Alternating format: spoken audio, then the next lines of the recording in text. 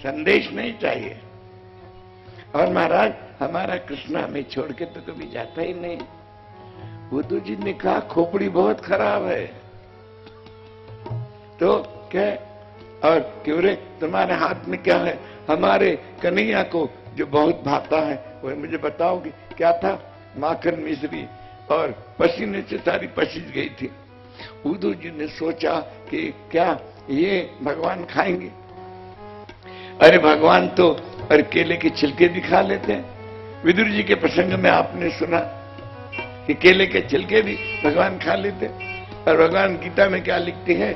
पत्रम पुष्पम फलम तो पत्रम फलम पुष्पम तोयम यो में भक्त्या प्रयच्छति। पत्ता फल फूल तोय तोय यानी जल कुछ भी भगवान को तो भगवान ग्रहण कर लेते। तो ये सोचा क्या ये भगवान खाएंगे? सोचा ये पागल है। बैठे वहां देखते के पूछा उनको क्यों रे यहां से और नंद भवन कितनी दूर है? ग्वाल वालों ने कहा देखो अनपढ़ है, ये ज्ञानी है, देवगुरु बृहस्पति के शिष्य है, नीति शास्त्र का अध्ययन किया है। नंद भवन अरे किधर है? कि महाराज आपको नंद भवन कहाँ है ये पूछना नहीं पड़ेगा। अरे मैं जानता नहीं हूं, मैं पहली बार आया हूं, करके मैं पूछ रहा हूं। इतना भी समझते नहीं? कि महाराज सब समझते हैं, आप नहीं जानते तो क्या हो गया? ये घोड़े जानते हैं, ये घोड़े हमारे कन्हैया के हैं, ये रथ हमारे कन्हैया का है। एक थप्पड़ बढ़ गई ज्ञानी को कि भाड़े की तो गाड़ी करके आया। तो ये बड़ा आपको सही सही एकदम वहां ले जाएंगे और नंद भवन के सामने खड़ा कर देंगे। और महाराज ये जो पीतांबर आपने पहने हैं ना, ये तो प्रसादी में मिला हुआ है आपको। ये यही पहन के हमारा कन्हैया और गोचारण के लिए आता था। ये ओढ़ी हुई शाल है, ये तो शाल बहुत बार हम दुपट्टे सरी के अपने सर को बांध लेते थे। ये वही जयंती माला है ना, ये हम अपने गले में डालते थे, उसके गले में। यानी बता दिया कि भाड़े का सामान लेके आया है, इसलिए हमने बात भी करे, संकेत से कह दिया। उद्धव जी ने सोचा कि क्या एक ने भी पूछा नहीं क्या संदेशा लाया करके। सोचा ये पागल है। गए और उद्धव जी के कानों में वही आवाज फिर आई, मेरे नंद दुलारे आजा, मेरे प्राण ने प्यारे आजा, मेरे नंद दुलारे आजा, मेरे प्राण ने प्यारे आजा। आपको दर्शन हमने दो प्रकार के बताए थे। पहले दिन भी बताए थे, दूसरे दिन भी बताए थे। एक होता है मानसिक दर्शन और एक होता है चाक्षुष दर्शन। मानसिक दर्शन का अभ्यास करो और चाक्षुष दर्शन रोज करो भगवान के। तो ये मानसिक दर्शन कर रहे और ये खुला वेदांत है। उद्धव जी का वेदांत बंद है, खुला। वे गोपी दूध निकाल रही थी, दोनों बामन के बीच में वे और उसका दूध का पात्र था और दूध की धारा यहां नहीं, दूध की धारा नीचे जा रही थी जमीन पर। अजब लगा। और क्या बोल रही थी? देखो मानसिक दर्शन कर रही है। कन्हैया जल्दी जल्दी दूध पी ले, तेरा दूध पीना होने के बाद में मैं फिर पात्र में निकालूंगी और फिर जमुना किनारे आऊंगी। उद्धव जी ने सोचा इसको तो मेंटल हॉस्पिटल में भर्ती करना पड़ता है पहले। ये तो फिर पूछ बैठे कि हे ब्रज गोपी किससे बात कर रहे?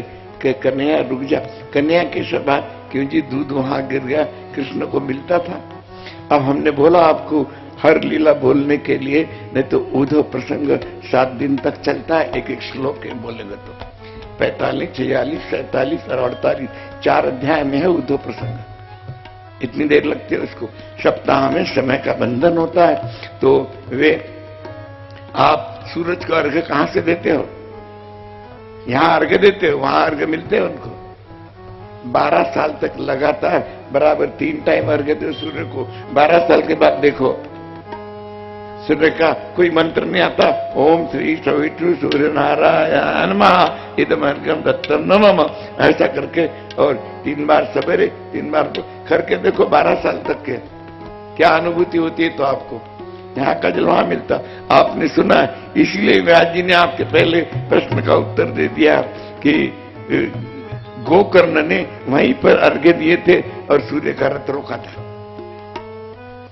तो वे उद्धव जी ने सोचा कि मैं जब भी हर काम करती हूं तो वो मेरे पास आके बैठता है और कि पहले मुझे दूध पिला दे और बाद में फिर अपने पात्र में निकाल।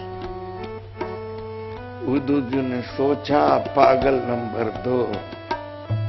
देखो खुला वेदांत बोला भी कि मैं श्री कृष्ण का संदेश लेने आया कि महाराज मेरा कृष्ण तो मुझे छोड़कर जाता नहीं है। कौन से कृष्ण का संदेश लाए हो, समझ में नहीं आया। और यहां पर इतने बड़े ज्ञानी को भगवान ने भेजा। गए, एक ब्रज गोपी बुहारी निकाल रही थी, वही शब्द कानों में आ रहे थे, मेरे नंद दुलारे आजा, मेरे प्राण ने प्यारे आजा, मेरे नंद दुलारे आजा, मेरे प्राण ने प्यारे आजा। कन्हैया रूप ध्यान होता है। गुरु आपको बोलते हैं कि मंत्र का जाप करते करते रूप ध्यान करो भगवान का, मानसिक रूप से भगवान को सामने लाओ। तो वे और कन्हैया यशोदा ने तेरा कितना बढ़िया श्रृंगार करा दिया और ये सब कूड़ा उड़ेगा, तेरे घुंघराले बाल और बिगड़ जाएंगे, हट हट। उद्धव ने पूछा, सोचा ये भी तो पागल है। गए और जाके अब क्या करे, बहुत व्यक्ति मिलते हैं, कोई चिंता नहीं। और गए तो एकदम घोड़े एक जगह पर रुक गए, ही और अंदर से बंसी की आवाज आई। जब उद्धव को अचंबा लगा और घोड़े रुक गए, घोड़े आगे नहीं जा रहे, नंद भवन था। सोचा, अब देखो ज्ञानी सोच रहा कृष्ण वहां है कि यहां है, बंसी क्या हुआ समझ में नहीं आया। और गए, उतर गए नीचे, घोड़े आगे नहीं जा रहे। और अनायास उद्धव से प्रणाम नहीं करना चाहते थे, लेकिन अनायास जहां कृष्ण लीला हुई थी, हुई नहीं आज भी चल रही है। आपको बता दिया सुखदेव जी महाराज ने क्या कहा था राजा को, तो भूतकाल को भूल जा, भविष्य को भूल जा, वर्तमान को सुधार। भूतकाल में कोई काम होता नहीं, भविष्य काल में कोई काम होता नहीं, हर कार्य वर्तमान में ही होता है। राधे राधे। ये डॉक्टर का झटका है और दवा लेनी पड़ती है। घर पर से हम चेकअप करके आए हैं, दवा का बहुत बराबर ध्यान रखने के लिए कहा डॉक्टर ने, बराबर से आपकी आज्ञा लेके दवा ली।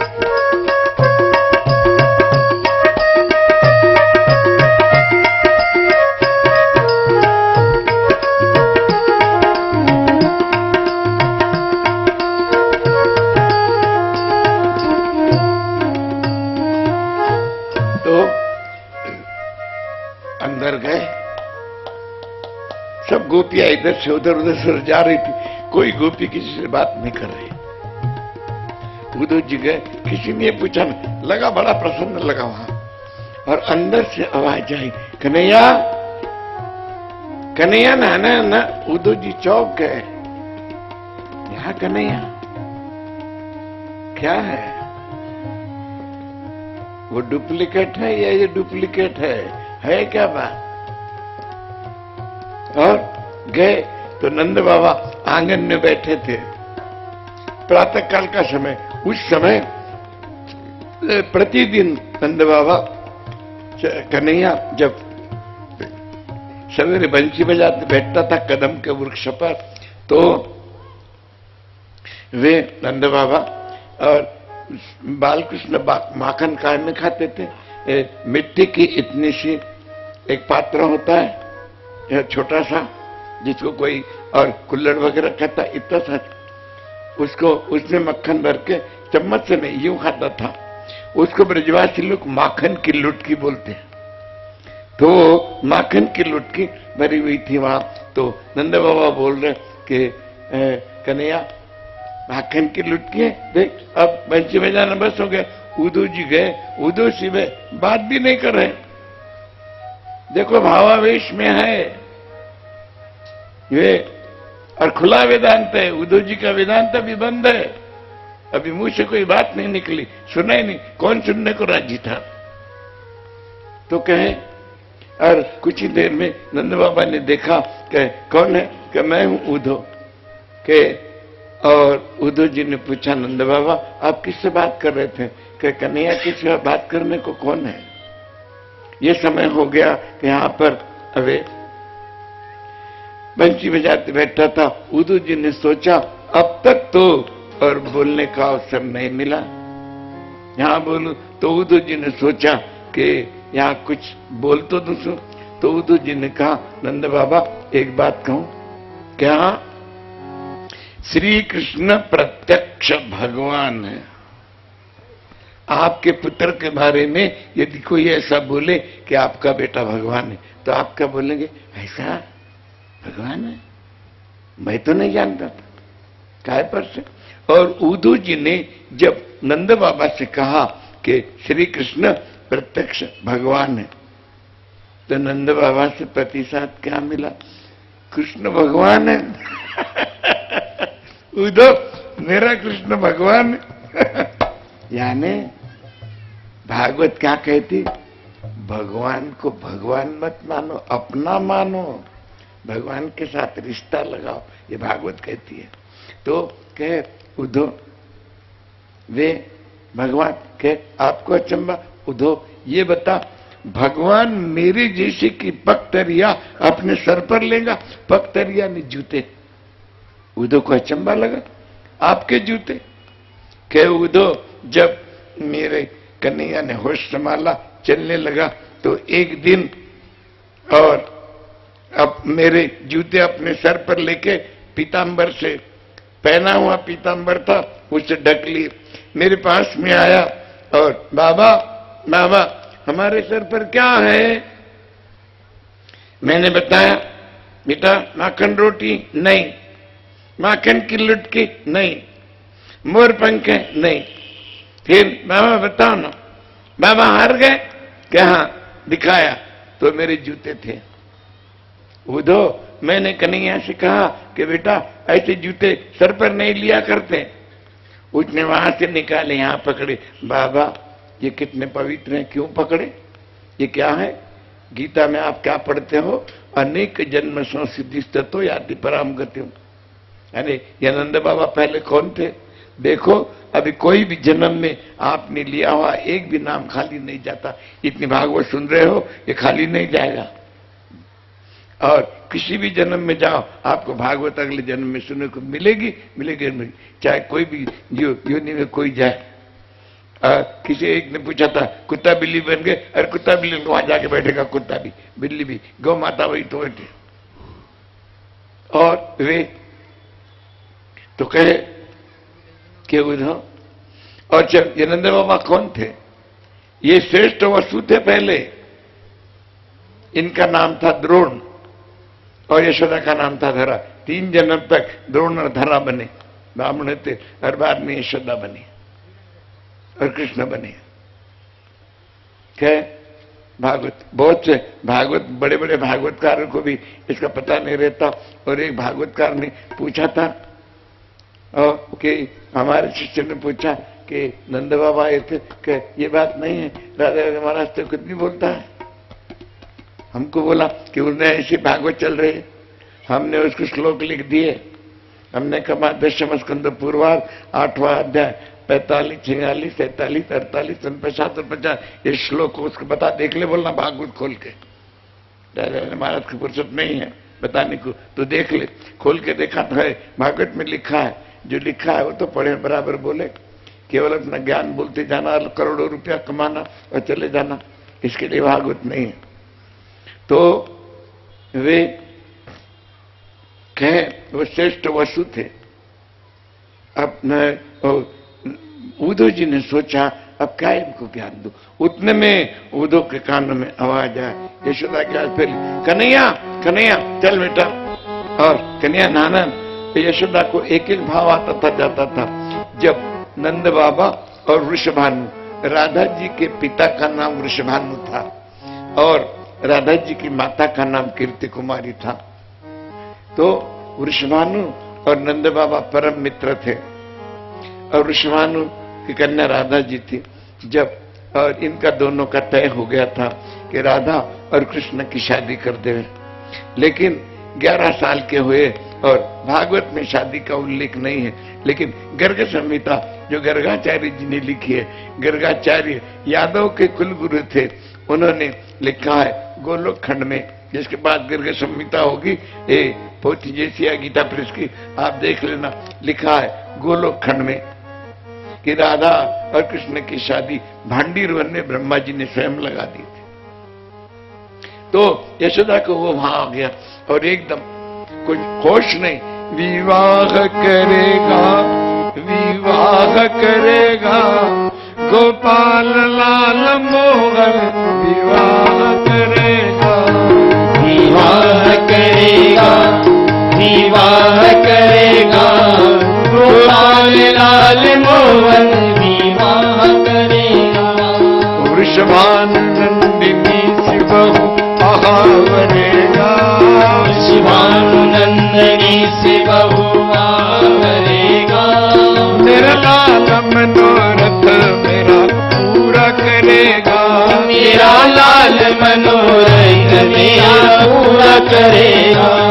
विवाह करेगा विवाह करेगा गोपाल लाल मोहन, विवाह करेगा विवाह करेगा विवाह करेगा गोपाल लाल मोहन, विवाह करेगा। कीर्ति रानी मोहन की मनोहार करेगी, कीर्ति रानी मोहन की मनोहार करेगी। मेरी बहू की सखिया मेरा आंगन भरेगी, मेरी बहू की सखिया मेरा आंगन भरेगी। सुख शोभा सौंदर्य सभी से ये खबरेगा, शोभा सौंदर्य सभी से देह भरेगा। मेरा लाल मनोरथ मेरा पूरा करेगा, मेरा लाल मनोरथ मेरा पूरा करेगा। विवाह करेगा विवाह करेगा गोपाल लाल मोहन, विवाह करेगा विवाह करेगा विवाह करेगा गोपाल लाल मोहन, विवाह करेगा। कन्हैया कन्हैया। उद्धव जी ने देखा, चौंक गए, कहे ये तो हर जगह कृष्ण को देख रहे हैं। बोलने को आए थे वो, और एकदम यशोदा का विभाव बदल गया। और जब बाल कृष्ण को नींद आती थी तो मां को बोलता था, मैया नींद आ रही। यशोदा बिस्तर पर सुलाने जाती थी, सोता नहीं था, मुझे गोद में सुला। गोद में आज यशोदा को वही भाव आ गया, एक तकिया लिया और वे अंगाई गीत गा रहे हैं। मेरे नंद दुलारे सो जा, मेरे प्राण ने प्यारे सो जा। मेरे नंद दुलारे सो जा, मेरे प्राण ने प्यारे सो जा। मेरे मुरली वाली सो जा,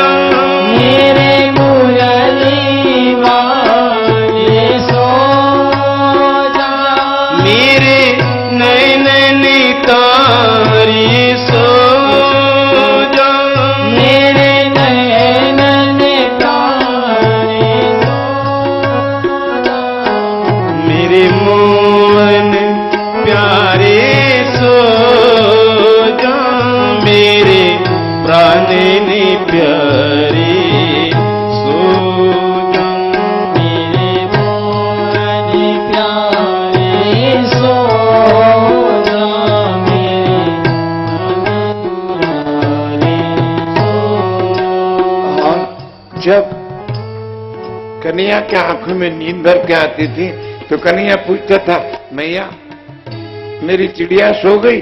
कहाँ? मेरे कबूतर सो गए? कहाँ? मेरे बछड़े सो गए? हाँ। मेरे मोर सो गए? हाँ। मैया मैं बता दे। आंखों में नींद भरी, खिड़की के पास ले जाती थी। आज भी वही भाव आया, उधर सब देख रहे हैं।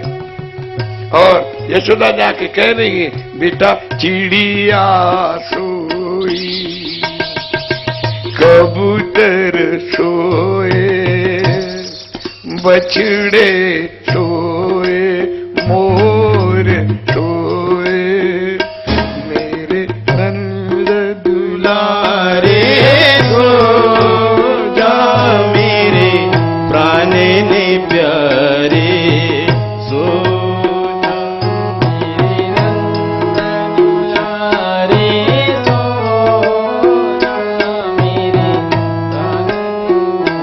और एकदम तकिया पालने में रख दिया, उड़ा दिया। हम कहने लगी, मेरा कन्हैया सो रहा है। उद्धव जी ने दंडवत प्रणाम किया।